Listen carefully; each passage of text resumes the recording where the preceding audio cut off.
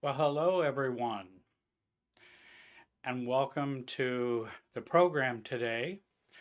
This is a Q&A live, and I'm hoping that you'll participate in our broadcast today, and you can do that by asking questions. This is your opportunity to get at me and to get some questions to me.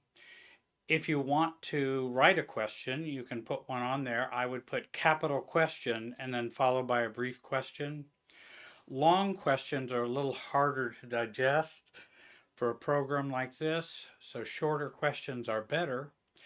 You can also make a little donation that kind of moves your question up to the top because I want to answer as many questions as I can.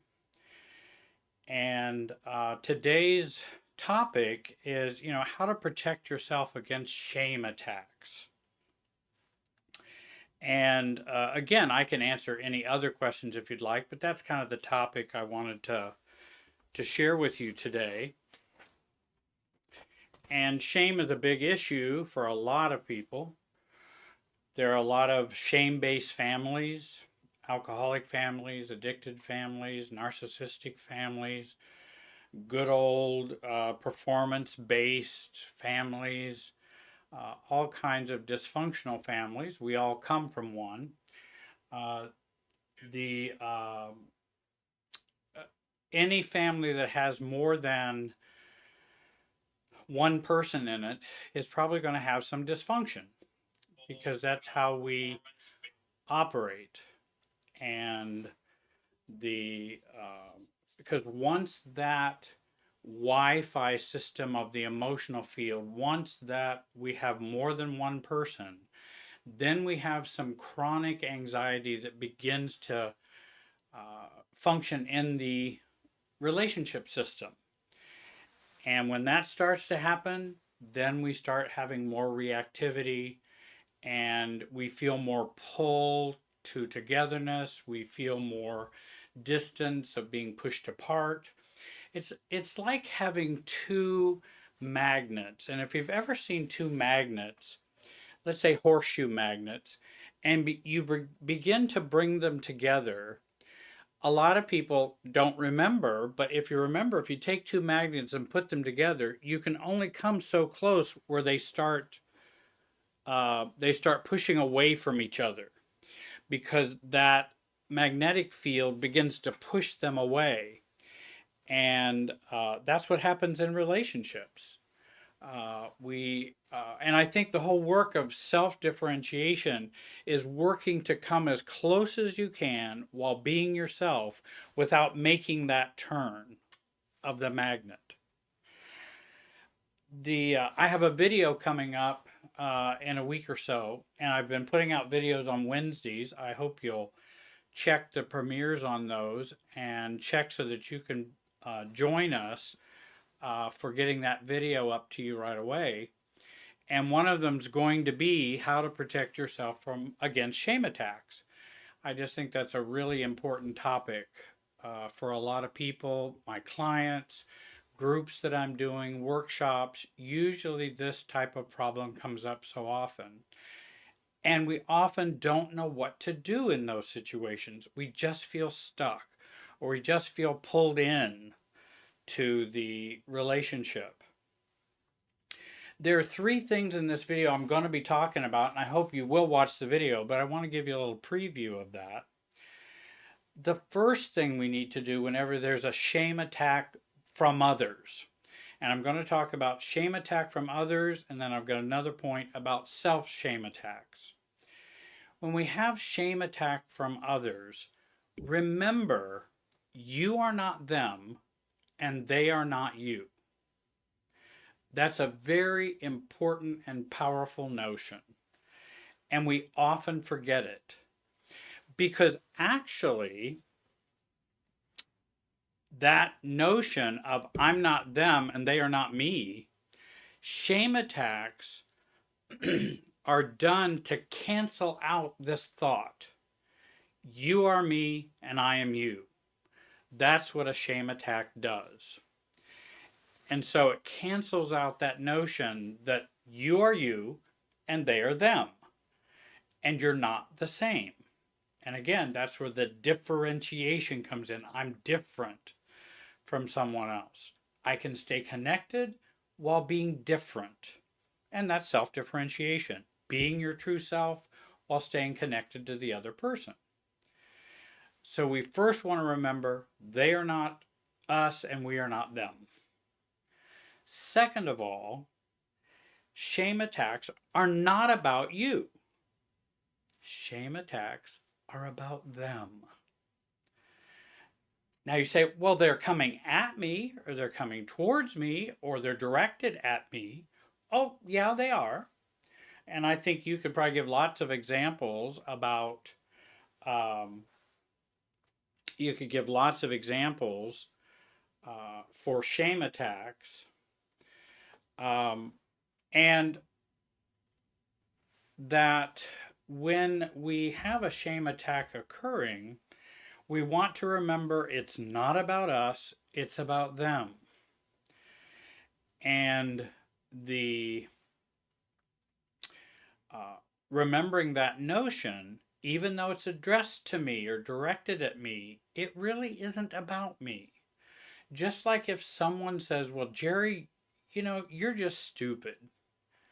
Well, I'm not really stupid. They just had a need to say, Jerry, you are stupid. It's not reality. It's not true. Or you're worthless. Or, man, why can't you get your life together? You're just so immature. Or you're just so, which are all shaming statements. You should have done that. You should have done this. The shoulds, and again, I think we always should remember, should statements are shaming statements. So remember, shoulds, oughts, you should have, why didn't you? Those are all shame statements. And it's about the person who's making them, not about the person who's getting them. And then thirdly, self-shaming is a self-alienation experience. And the good news is self-alienation is something you can control. When we're going to do a self-shaming attack. And I've had all of these attacks, external and self attacks. I want to mention to you that I've got a workshop coming up in September. It has limited spots. It's just for a small group, and I work with a small group of people, no more than 12, and we work on getting your family out of you. And this will be the last one for this year of the month-long workshops. And I hope you'll go on my website and find that and sign up. We still have a couple spots left if you're interested. I really enjoyed working with the people in these workshops, and they have just been amazing, and the people have shared how much it's been a help to them. I hope you'll consider that. So I've got, someone asked me, well, what comebacks are good for shame? What do you say when families are nosy in my life and when your brother says mean things to you and calls you sensitive or often oversensitive? You're just too sensitive.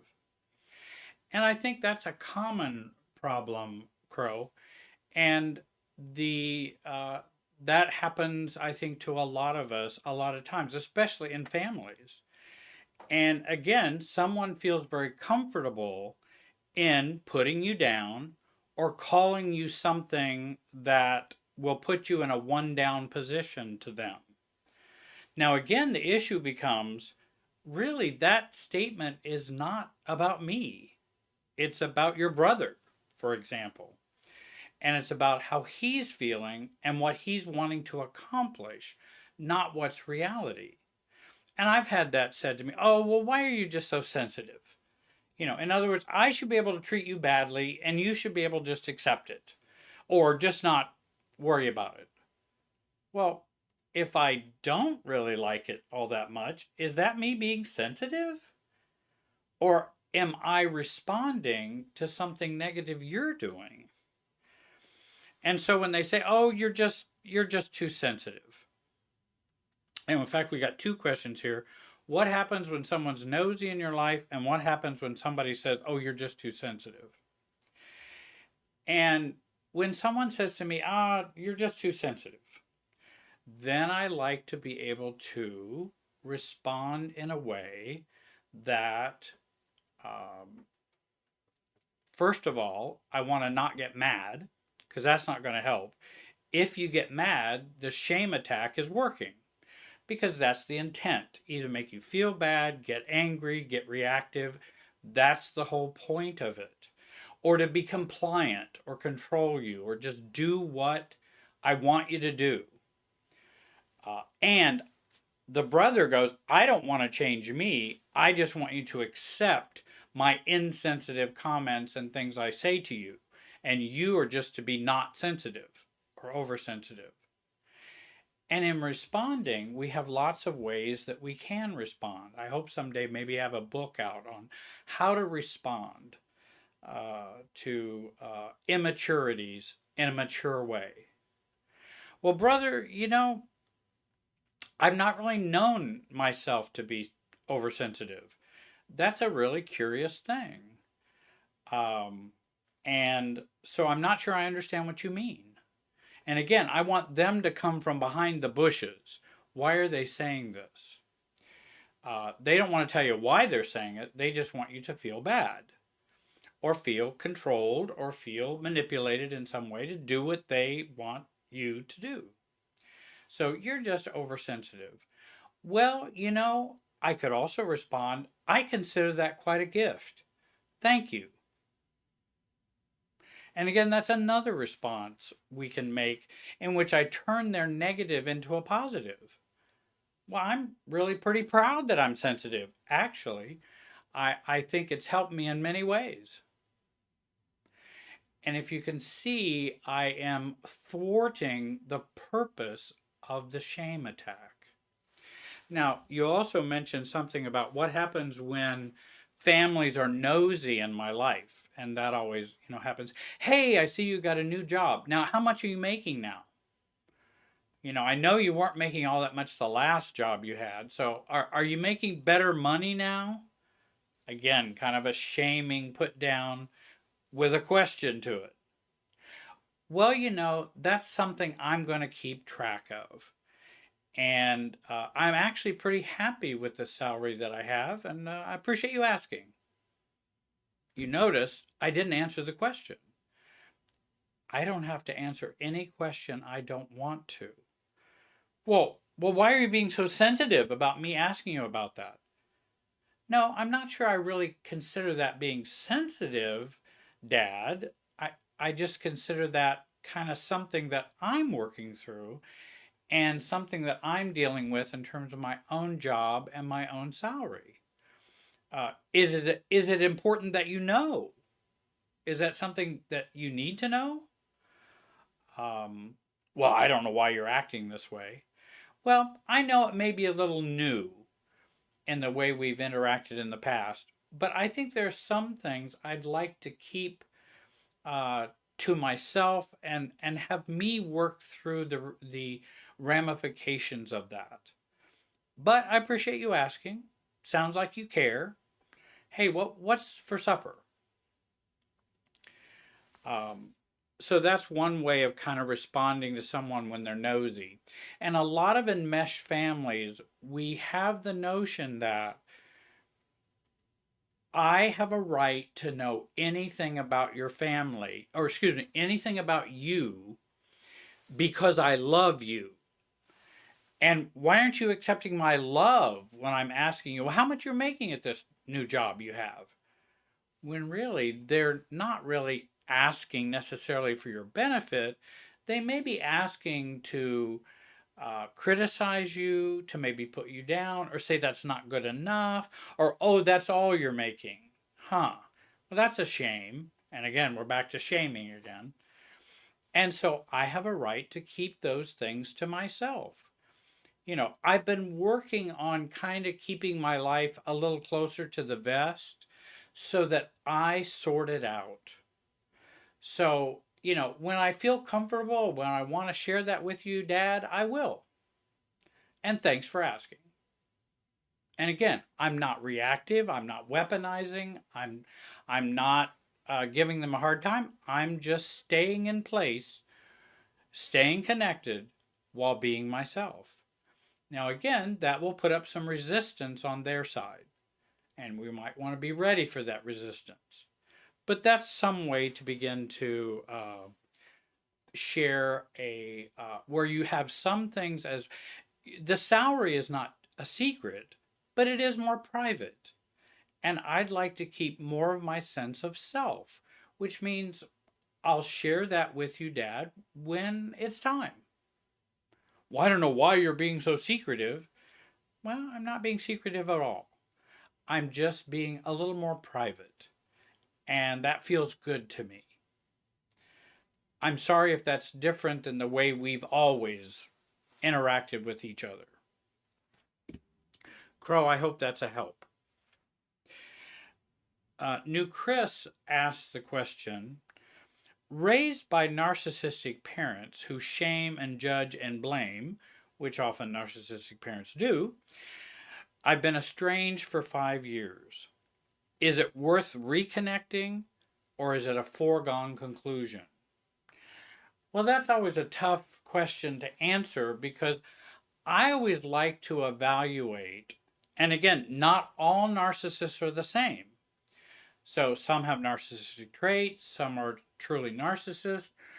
Some people may not want to totally disconnect from their narcissistic parents. We all have a right to make that choice. And so, New Chris, when you ask me about, is it worth reconnecting or a foregone conclusion? I like to think, is this a work of self-differentiation that I want to do?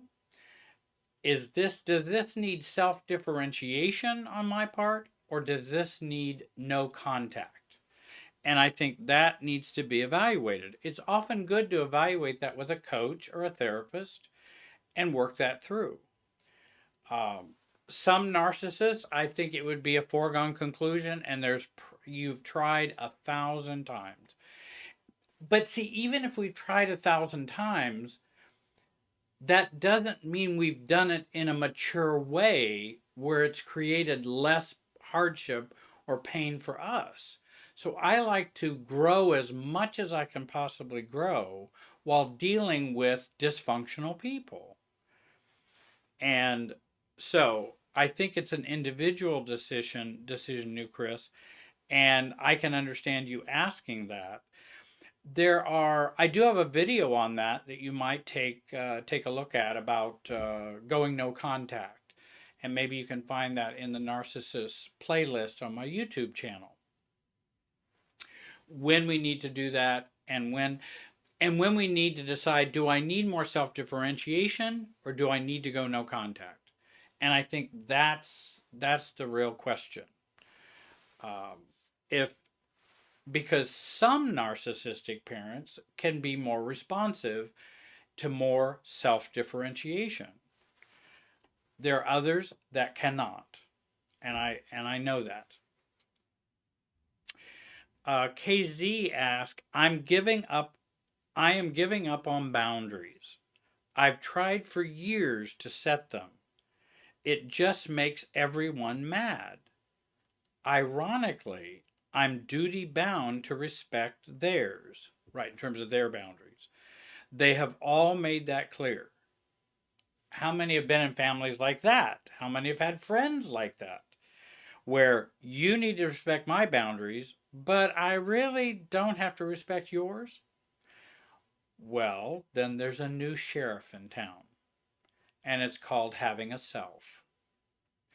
And that certainly I cannot change them, but I can change me. And that, my boundary is when I come over, for example, I don't like you telling someone else how my job's not a real job. It's just, and I remember having an experience like that, even within the family. It's just all I do is just talk to people. is an awful lot of work to talk to people. And you don't just talk to people, it requires a lot of thought and your own self investment to talk with people as a coach or a therapist. And if someone puts that down, then I can say, hey, I really didn't like that. I would rather you not do that. I can't make you not do it, but if it continues, then I'm going to have to make some other decisions about our relationship. I'd rather not make those decisions, but I will. And that may be seeing you less. That means if you're going to start in that way, then it's time for me to take my exit. So if you want me around, that's a way to not make it happen by either being shaming or putting me down. Um, Certainly, I would respect other people's boundaries. So I wouldn't tell you, KZ, to stop respecting other people's boundaries, but I would begin to work on my own internal boundaries. How enmeshed am I with them that I would continue in this pattern? Because somehow I'm not willing to take the risk of moving away internally. In other words, do I need them for something? Am I looking for acceptance? Am I looking for love? I want to be able to resolve those feelings and also any fantasies I have. Well, if I require excuse me, see, I don't require anyone to respect my boundaries. It's not a requirement. It's just if you don't, then I will have to make adjustments. There will be consequences because I can't make anybody respect my boundaries.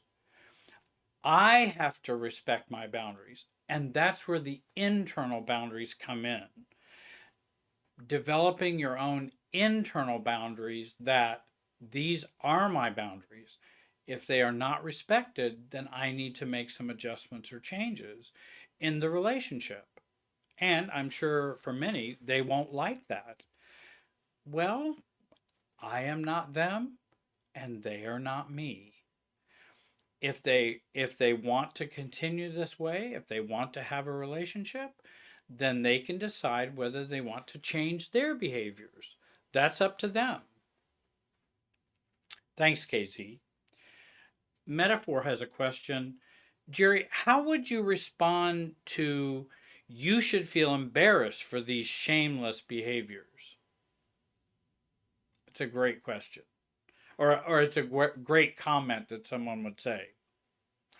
Well, I probably should, but I really don't.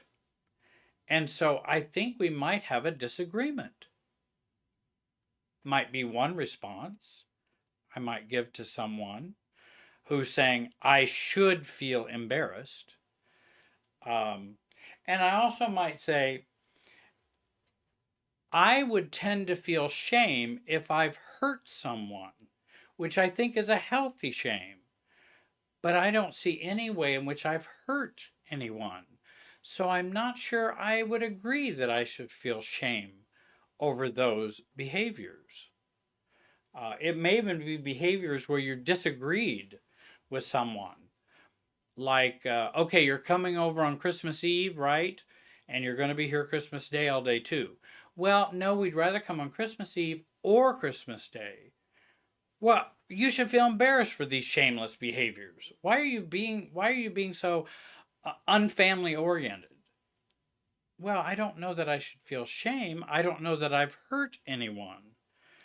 Um, I think that I really haven't. Uh, I really haven't done anything to hurt anyone, which is what healthy shame is about.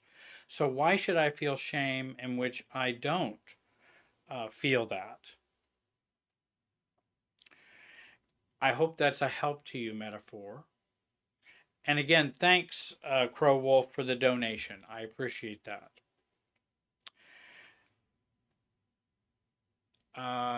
Silent, you have, after shaming and being abusive, the abuser says, why don't my kids come and see me? Is this under the cognitive dissociation or dissonance by him and other family members who knows he's abusive? Oh, certainly. There's lots of cognitive dissonance in dysfunctional families. Um, because they're many times unconsciously shaming and abusive. They maybe don't even realize that that's happening. And when somebody says, "Well, why don't my kids come and see me?" I have asked and or said at times, "I think that's a great question. You might want to think about that." When someone says, "Why don't you guys all come and see me?" after they've been abusive or shaming. Well, Mom, I think that's a great question. Or sister or brother, whoever. Uh, that's something maybe you should think about. Because it is a question they need to think about. Um, and again, I would say it's a great question. It's just not a question for me. It's a question for you, the person who's shaming or abusive. It's for them to consider. You already know why. Well, you can tell them all day and they'll probably resist that. So I just say, great question. Think about that. That's what you and I have to do. If things aren't going the way we like or things aren't going the way we'd like them to go, then we certainly, uh, you know, uh, we certainly uh, begin to examine ourselves and think about what we're doing and think, well, why don't they come and see me? You and I would reflect on that. More of an abusive, narcissistic, or shaming person might not. So I just encourage them to think about it because I'm not going to get in the middle of that because more than likely that's just going to be an argument if I try to answer it. It's for them to answer, not for you to answer. Thank you, Silet. Uh, Taurus, after 20 years of narcissistic abuse from a parent, healing feels scary. So scary. Like it feels so hard and heavy. All my small and big efforts to heal get sabotaged immediately. Immediately. What do I do? Very good question. First of all, sabotage is to be expected. And that's what we call resistance. Resistance and sabotage is to be expected.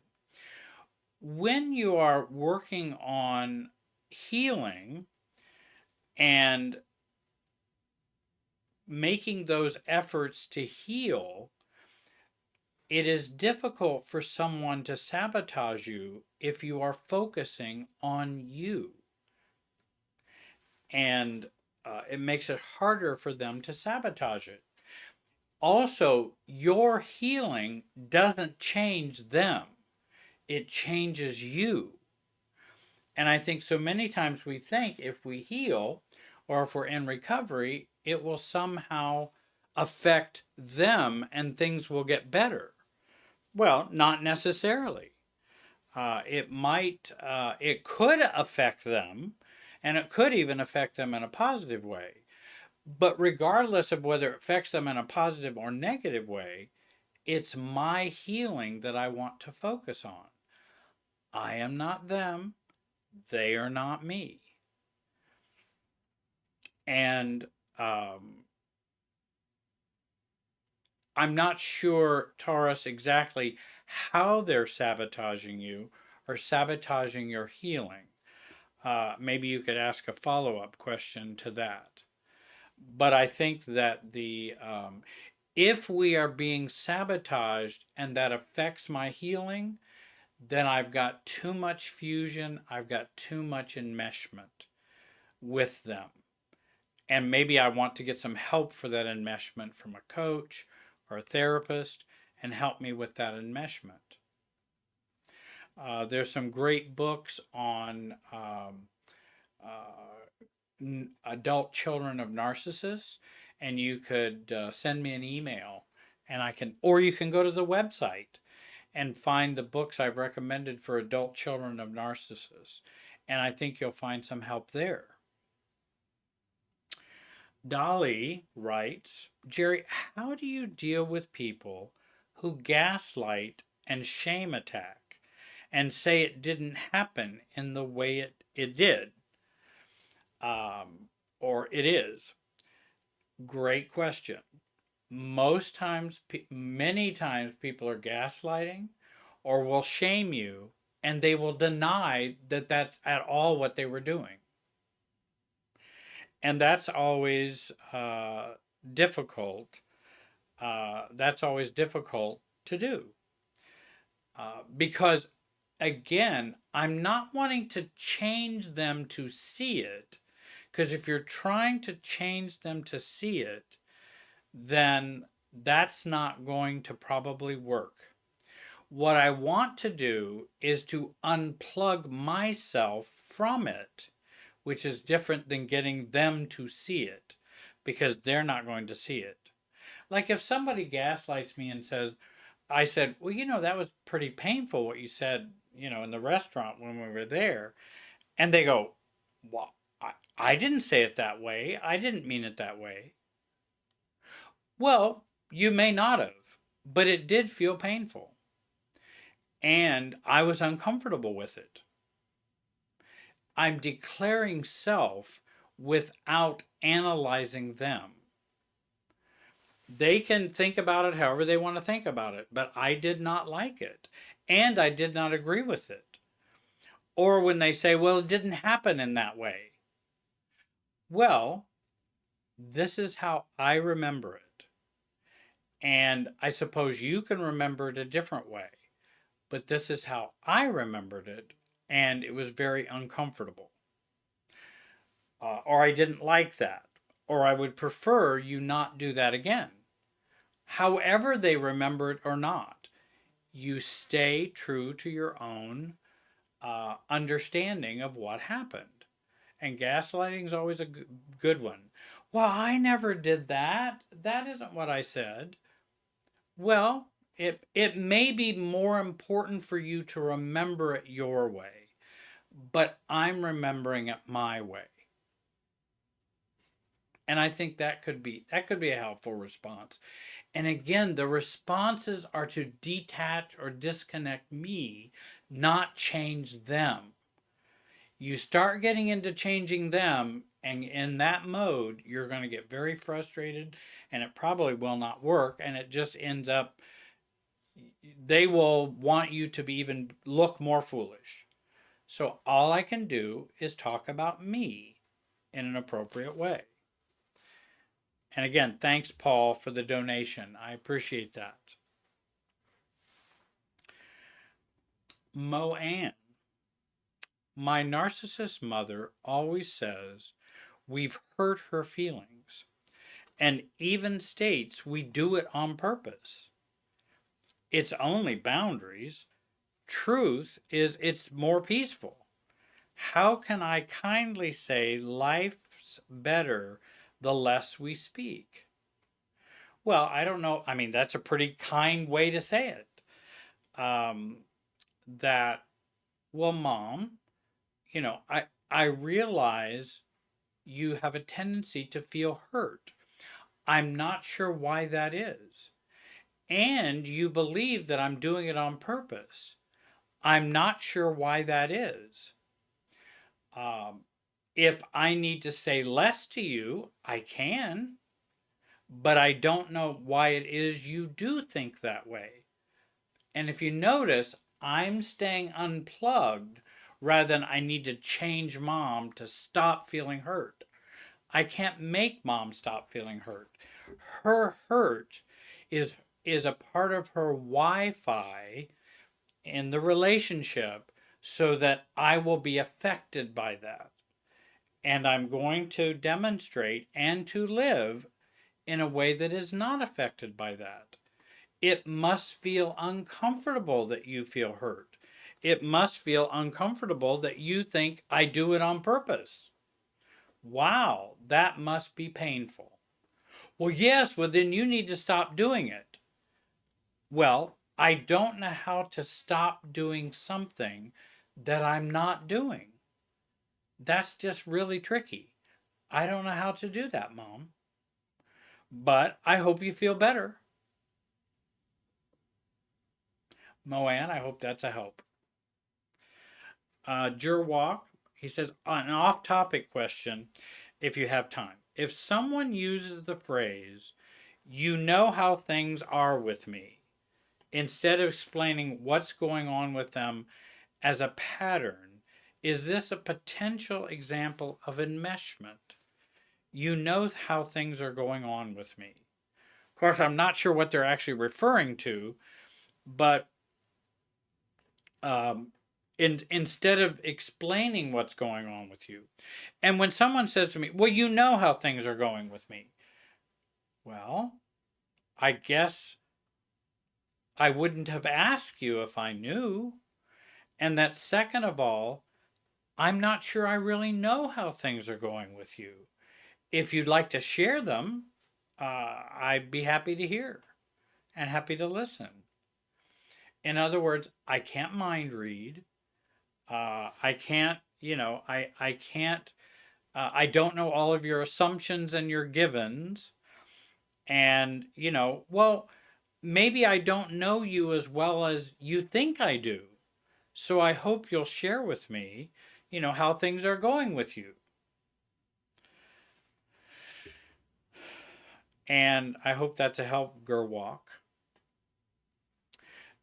Uh, Nate writes, though your help, through your help, I have greatly improved my own responses towards my mother. However, it's still very energy draining to be around her, and I feel guilty for wanting to avoid her. Any advice? Great question, Nate. The I think it can be energy draining, and I would get to the bottom of the energy draining portion. And maybe I would ask the question, a systems question, such as, if I didn't have this energy draining experience with my mom, what would be the downsides?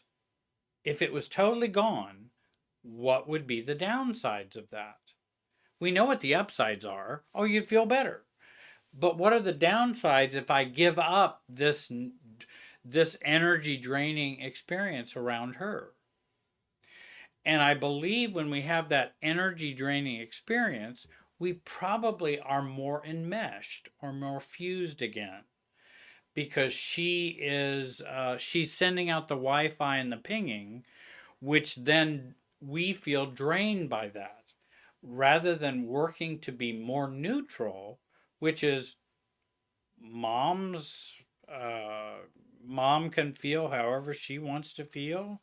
Um, um, and that also, when you ask the question about guilt and feeling guilty for wanting to avoid, if you didn't have that guilt, what would you want to do as an adult? Nate, if I didn't feel guilty, what would I do? And I believe that's a good way to get at what you truly would like to do. Um, and it's possible I may want to go a little lower contact with her. I don't have to stay in the same amount of contact. Do you owe your mother a relationship? Does she owe you one? Adults don't owe adults a relationship, not in terms of owing. And if a mother is behaving in a dysfunctional, painful, or toxic way, well, then again, you can respond well to her. And also, when it gets to the point where you start feeling um, an energy draining experience, then I would say, hey, well, I just wanted to come over and say how you're doing. Sounds like you're doing well. I'm going to take my leave. Because you're right. I don't want a relationship to cost me more energy and it drain energy from me than it is for them. I would rather them feel the energy draining rather than me. And she would rather you feel the energy draining. And that's probably a long standing pattern, would be my guess, Nate, for the relationship. Um, and, you know, you have a right to avoid your mother if you want. Um, I think the best thing I try to do in asking people, if there were no guilt and no one would feel bad, what relationship would you have with your mother just as she is? I'm not talking about a perfect mother, I'm talking about just the mother she is. What kind of relationship do you want to have with her? When I have my intentional relationship with someone, I feel much less energy draining if it's an intentional relationship that I'm choosing. If I'm doing it out of guilt or to suffer through the relationship out of some wanting to get her acceptance or feeling guilty or whatever, then I'm going to have the energy draining, is usually what happens. Thanks, Nate. James has a question. My father often projects his opinions onto other people, such as, I heard someone we know say that you're a bad son for not helping me with this weekend. How does one respond? Well, Dad, um, I don't know. Maybe I am a bad son. Um, I'm not sure I know why it's important for them, but I guess it was. But it's really not important for me what they think. Um, and, I think that sometimes I can help you with a project and sometimes I can't. I hope you can be okay with that. If you're not, sometimes I'm going to help you and sometimes I can't or won't. That's the reality.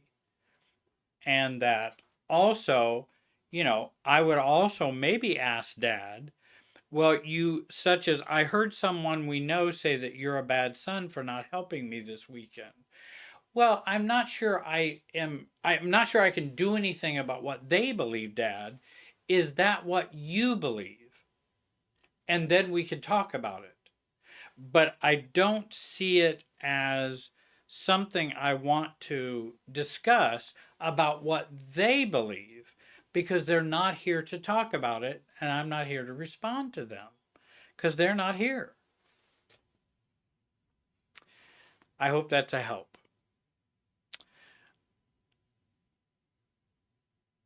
And I think we've got 160 people who are joining me right now. I want to thank everybody for being a part of the broadcast today. Katharina writes, hello, what do you recommend for dealing with older, immature people? Let's be careful about older now, because I'm older. Older, immature people who repress everything and refuse to confront issues. People who can't do relationship talk.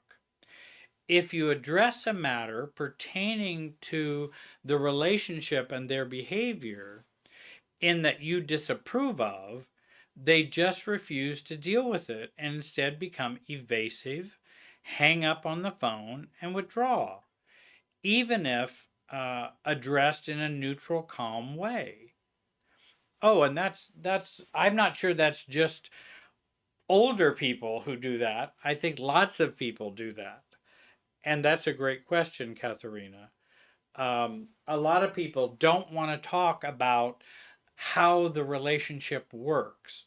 They want to ignore that or deny that. And that I want to know what the effect is on me when they don't want to do that. And then I want to remove that effect. In other words, if they're not willing to talk about the relationship, then I need to reevaluate the relationship. And again, as I've said before, what relationship do I want to have with them? What is my intentional relationship with them? And why am I continuing, or why do I want to fight with them about this issue? And again, as you mentioned, that they may do some behaviors or something you disapprove of. I would address them at the time the behavior occurs. Hey, Mary, I don't like that. Please stop. Rather than, let's talk about that. She may not want to talk about that. She may not be good at talking about that. But I don't have to talk about it. I just have to tell her what I would like. And if she does not change, then I need to change. And that change is not accepting her more. That change is, well, this behavior is going to put more distance in our relationship, Mary. I just wanted to let you know. I like you. I like to call you or whatever. But this will probably affect our relationship. And I'm just letting you know that. And so I think that's something that we can alert them to without going into the why and discussing the relationship. Many people don't want to discuss the relationship. So when people don't want to discuss a relationship, I have to adjust and deal with me. And what am I going to do? If I'm on the phone with somebody and they have bad behaviors or they're shaming or something like that, and I can go, I'm starting to feel uncomfortable with us talking like that, Mary. It sounds like maybe I need to get off the phone right now. Rather than going, Mary, why do you always do this? Or Mary, we need to talk about how your behavior feels hurtful to me. If they can entertain that, if they can tolerate that, then do it. If they can't, then you have to decide what you're going to do. And also evaluate the relationship. Do I want to continue to put myself in this situation where they're not willing to look at that? And again, they've probably had years of training to not look at it. And I understand that, but that doesn't mean it's okay with me. I can be empathetic while not being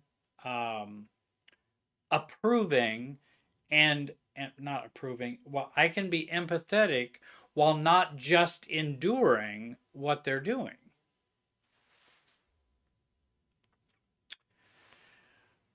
Thanks, Katharina.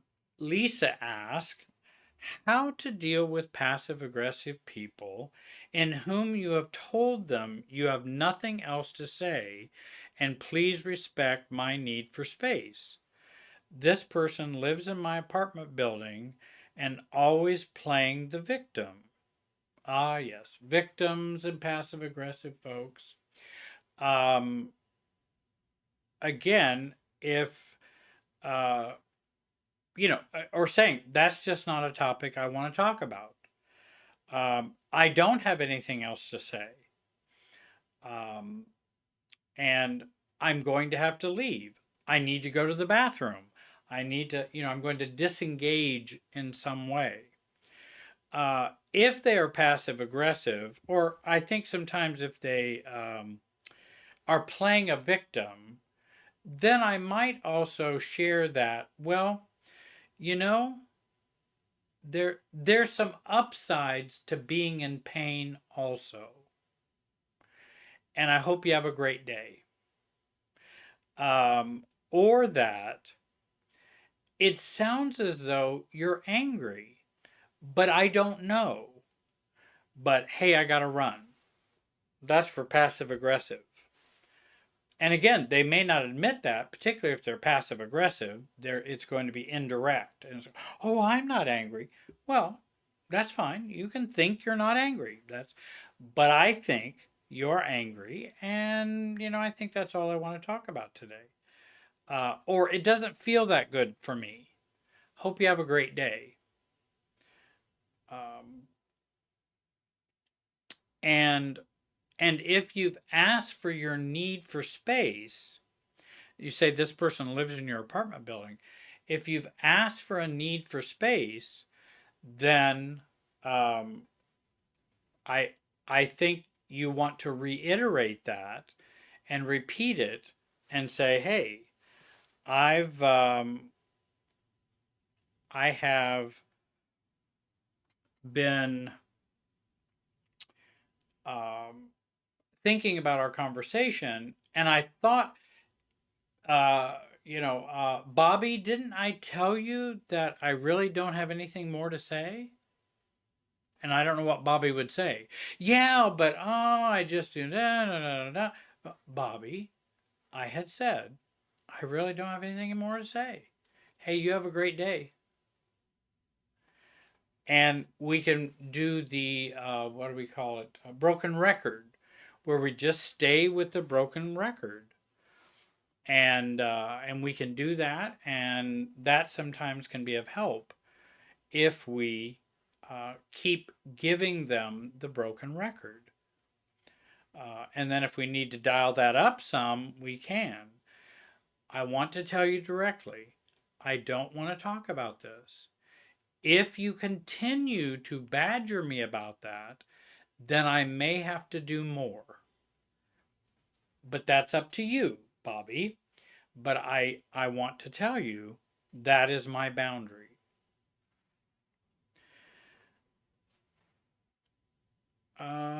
And then Serena has a question. How can I deal with being shamed by my parents for setting boundaries?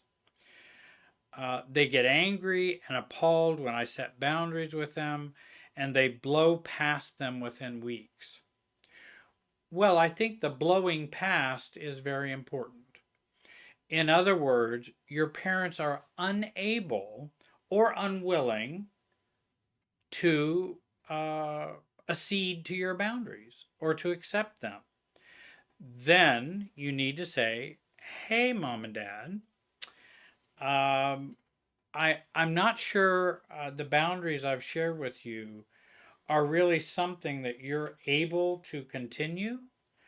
And I understand that if you can't do that, but then we may need to see each other less or have less communication.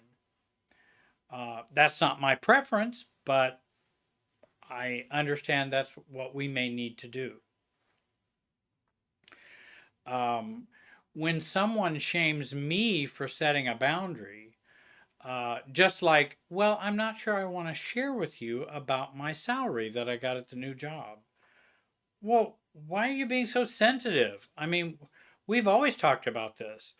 I just want to know how much you get at your new job, how much you're being paid at your new job. Well, I know that's what you want to do. That's just not something I want to discuss. I appreciate you asking, but it's not something I want to discuss. And then they go, "Well, I just don't understand that at all." No, I get that very clearly that you don't understand that at all. I get that. And you may not understand it, but that's okay. It's okay if you don't understand it. I just don't want to talk about my new salary. And so they can not understand it if they want. They can disagree with it if they want. But that doesn't mean I have to comply. Thanks, Serena. Um,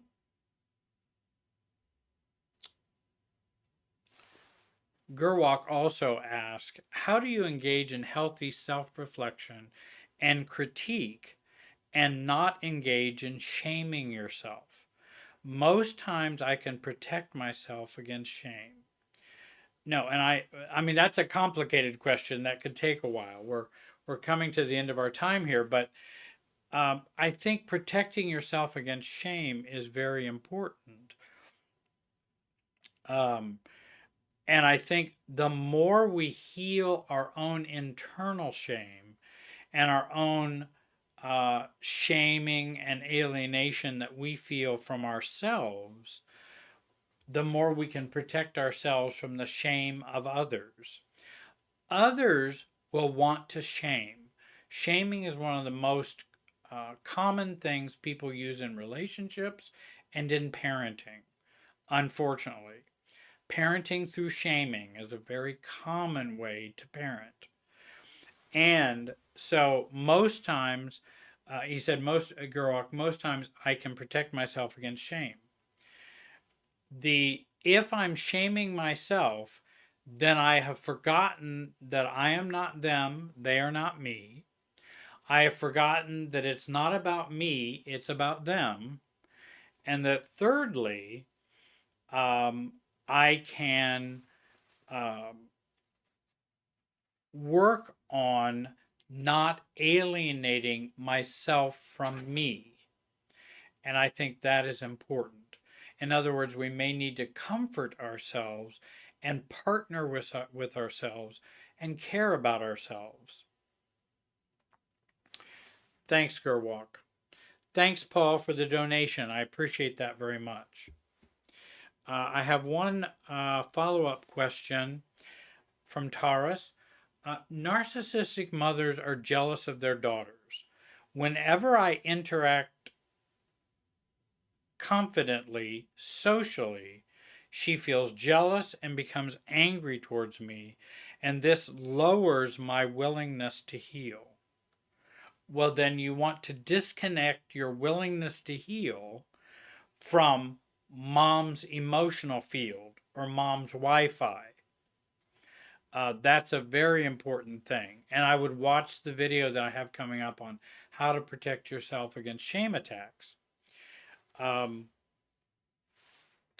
Many people will be haters. Many people will feel jealous or angry when we do well.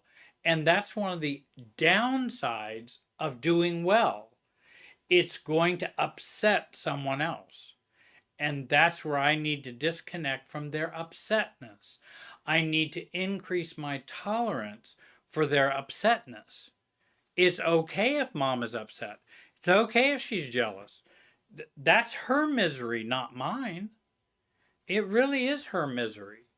And you would not want to become less recovered or less healed so that she would be okay. That is not something we'd want to do. What we want to do is begin to disconnect from her Wi Fi. She can feel and think and be jealous or angry any way she wants. I'm going to continue to be more and interact confidently and social in a social situation. That's what I want to do. Others will want to pull us down, whether you're mother, whether you're, but you're also, when you try to interact, you're also going to, um,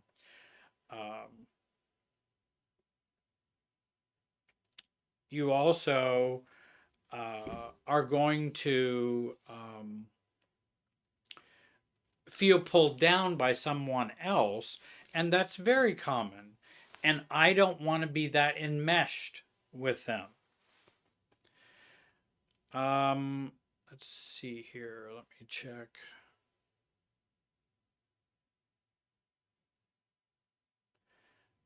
Um,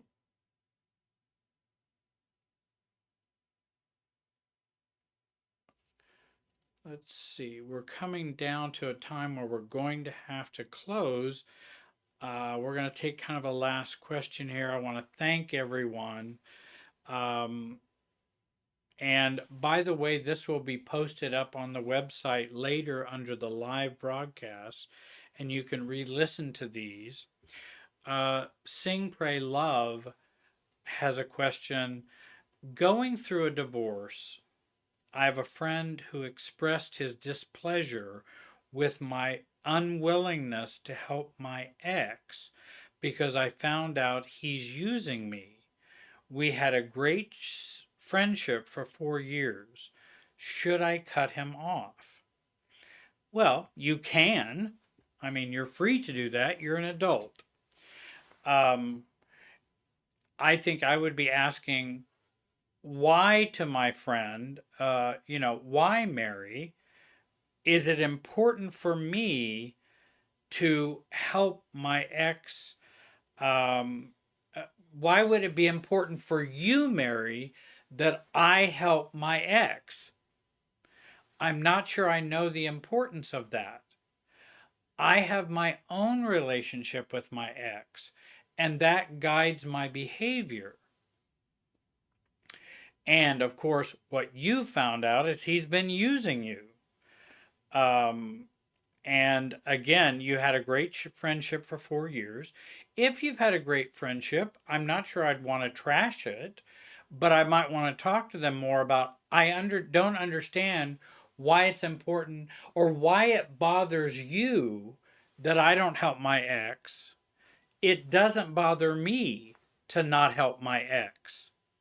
And again, the reason it doesn't bother you is because you know you've been used. And so I'm not sure I understand why it would bother you, Mary. I don't know why. Um, I'm not hurting you. I'm not even saying I'm hurting my ex. I just don't choose to be helpful when with the relationship my ex and I have. And that's what I've chosen. And I have to make my own decisions about that. Well, we have come to the end of our time, guys. Please join the workshop coming up in September. Be sure to click to subscribe to the YouTube channel and be sure to click the bell so you get all the new videos. We've got a new video coming out just about every Wednesday.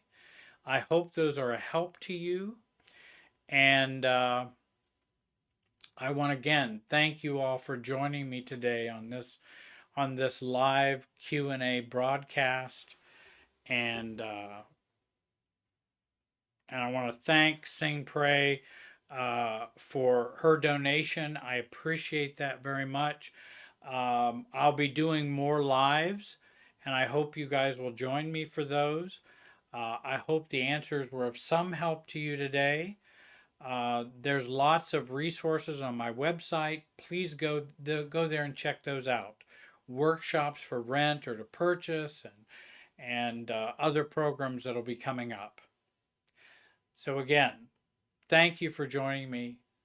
Have a great day and be wise.